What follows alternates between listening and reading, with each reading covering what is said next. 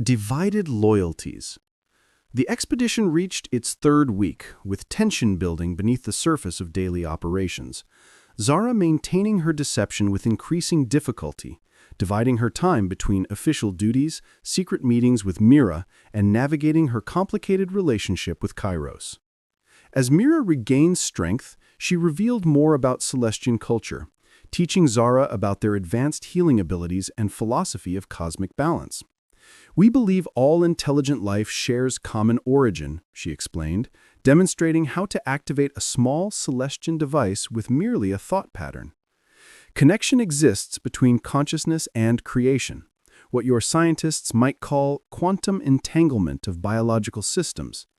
"Can all Celestians do this?" Zara asked, watching in amazement as the ancient technology responded to Mira's purple-tinged fingers.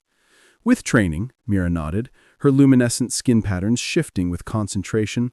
"Certain humans show potential for similar connections, those with specific genetic markers. Your species carries distant echoes of our biological structures, though greatly diluted through evolution." Zara thought of Kairos, his intuitive understanding of Celestian technology, the ease with which he interpreted symbols that had taken her years to partially decipher. Is it possible for humans to have Celestian ancestry? Before Mira could answer, Dr. Chen burst into their hiding place, his normally calm demeanor shattered with urgency. "We've been compromised," he whispered. "The corporate security team received transmission from someone called Reynolds, identifying himself as Stellaris Intelligence." The spies, Zara realized. Blackwood mentioned additional personnel with specialized roles. "They know about Mira," Chen continued. "Blackwood has ordered a full security lockdown and inventory of all discoveries. Central Command is sending a containment team. They're treating this as a major corporate acquisition." Zara's heart sank as the implications became clear. Kairos had discovered her betrayal, the fragile trust between them shattered by her deception and his ambition for Celestian technology. She found him in the command center, surrounded by security personnel, his expression cold and controlled as she entered. The warmth she'd glimpsed in private completely vanished behind the corporate mask. "You lied to me," his voice cut through the room. "You've been hiding a living Celestian, concealing critical discoveries in direct violation of expedition protocols." "I was protecting her," Zara countered, refusing to be intimidated despite the armed guards. "From exploitation, from becoming corporate property, like everything else you touch." The wounded look that flashed across his features surprised her, as did the dismissal gesture that cleared the room of all personnel except the two of them. "Do you truly believe I'm so callous," he asked, once they were alone, "that I would harm a sentient being for profit?" "I've seen the files, Kairos," Zara admitted. "The weapons development, the military applications you're planning for Celestian technology." His expression shifted, confusion replacing anger. "What files?" "The ones on your private terminal, the night we—" Understanding dawned in his eyes. "You went through my files while I slept," the betrayal evident in his voice. Zara stood her ground. "I didn't plan to, but yes, and I found proof of your real intentions for this expedition. Weaponizing technology meant for healing and connection." Kairos paced the room, running his hand through his hair with uncharacteristic frustration. "Those projects were initiated by the board before I took control of Stellaris. I've been redirecting resources gradually, without alerting corporate oversight." He stopped, facing her directly, his composure cracking to reveal unexpected vulnerability. "Do you want to know why I really sought the Celestians? Their technology? Their medical advancements?"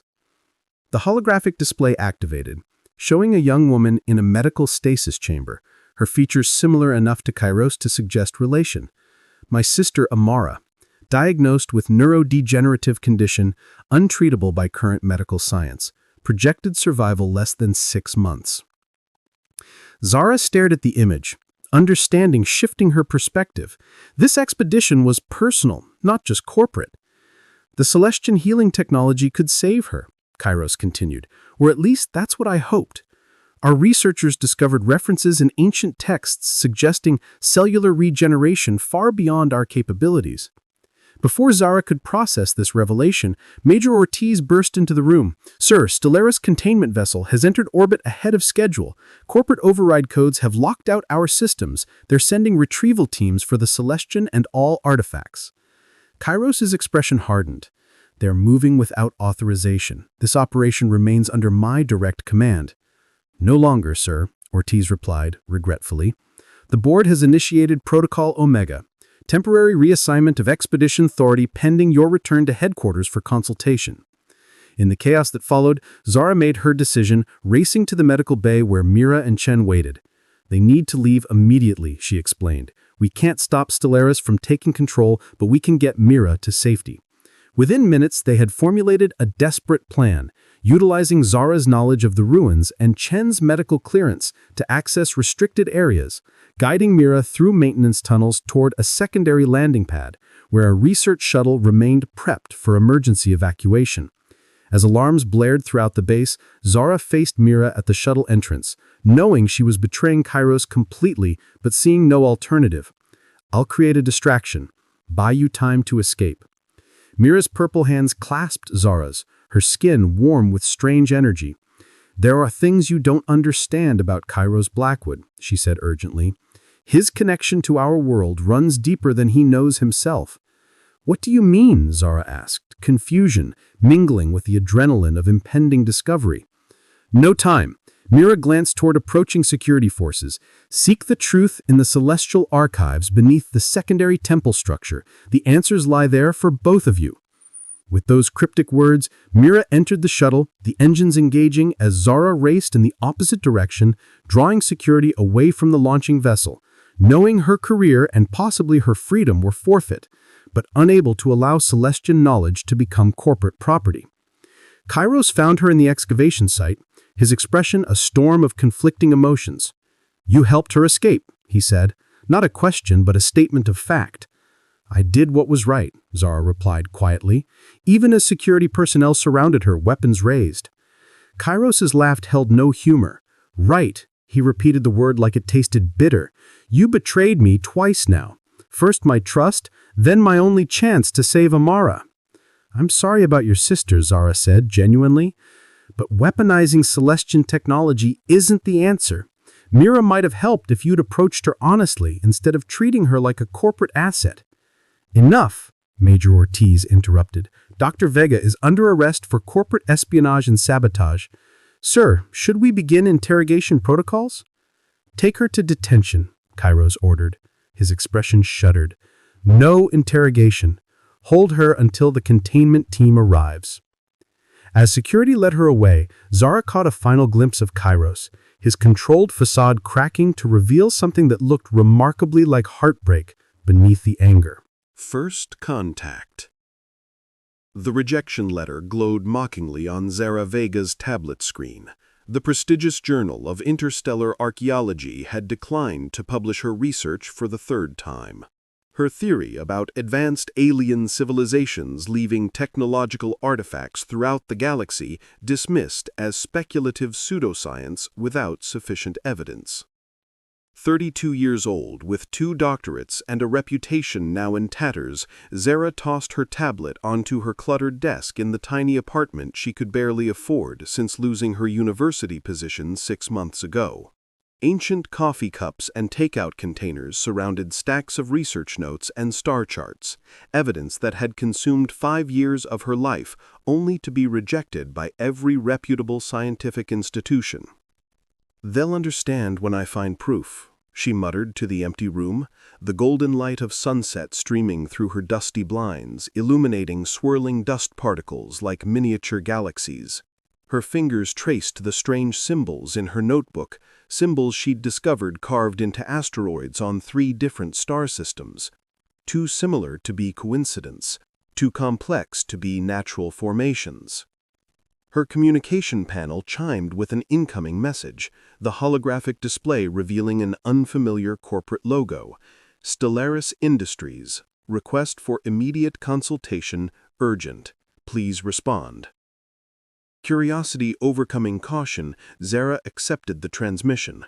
A woman with a crisp, professional appearance materialized in the projection. Good evening, Dr. Vega.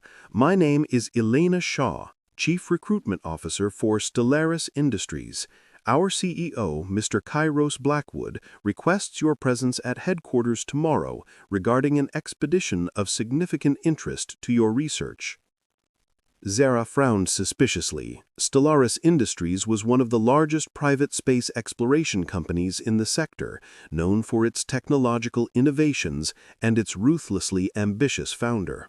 What would Kairos Blackwood possibly want with a disgraced archaeologist? "What kind of expedition?" she asked cautiously. Ms. Shaw's expression remained neutral.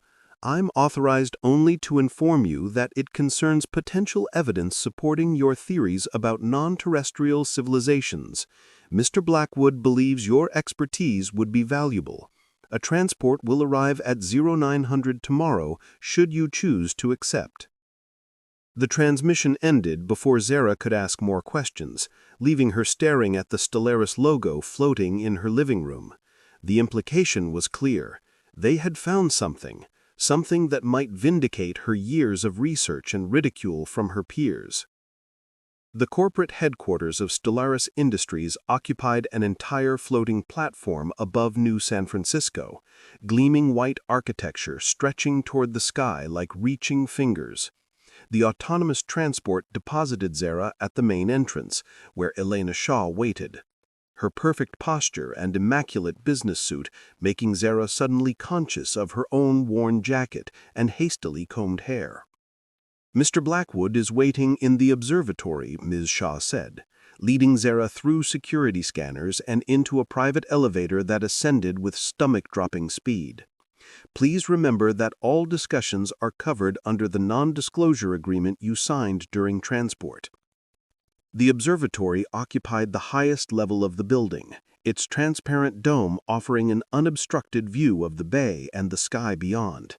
But Zara barely noticed the breathtaking vista, her attention immediately drawn to the man standing before a holographic star map, his tall figure silhouetted against the projection. Kairos Blackwood turned at their entrance, his reputation preceding him like a shadow.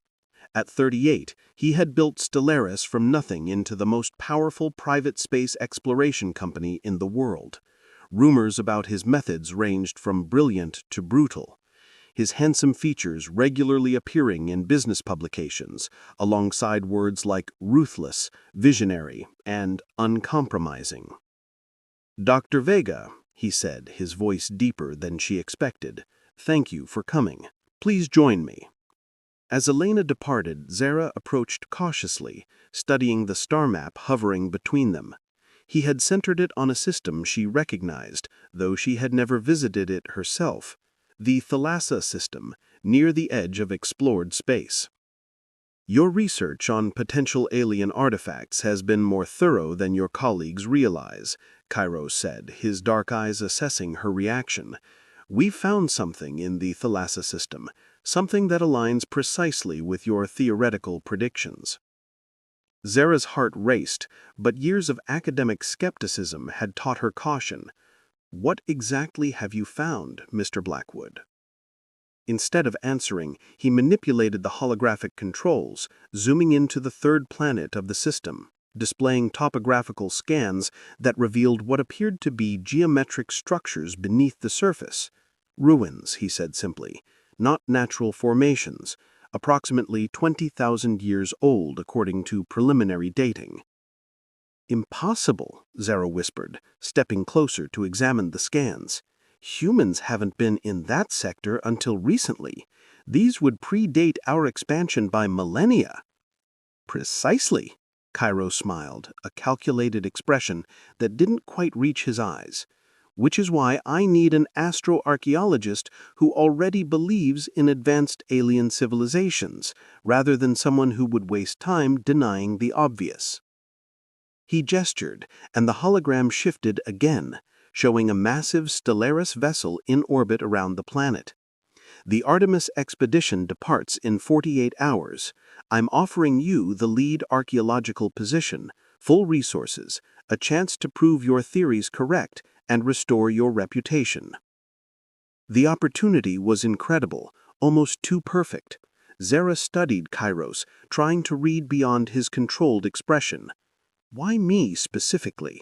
There are other archaeologists with better credentials, even if they don't share my theories. Something flickered in Kairos's eyes, brief but unmistakable. I need someone who won't be blinded by conventional thinking, who can see patterns others miss. Your work on the symbolic language, potentially carved by non-human intelligence, shows remarkable insight despite insufficient evidence. Zara realized he was quoting directly from her rejected journal submission.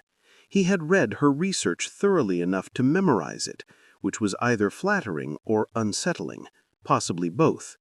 What's your interest in this, Mr. Blackwood? Archaeological discoveries aren't typically profitable for corporations. His smile tightened. Stellaris Industries pioneers breakthrough technologies, Dr. Vega.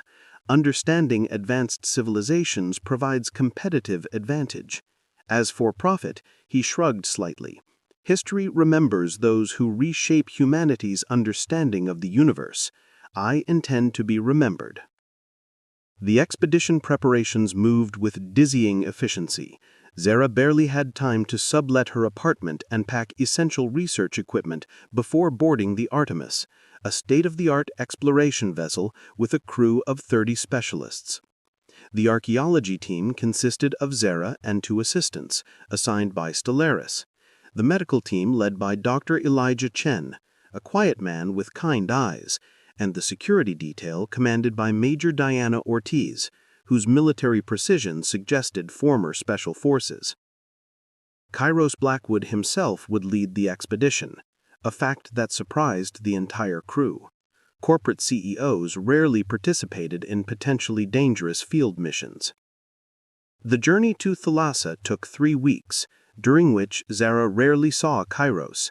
He remained in his private quarters, attending to corporate business via quantum communications, occasionally emerging for expedition briefings, where he demonstrated remarkable knowledge of archaeological methodology for someone without formal training.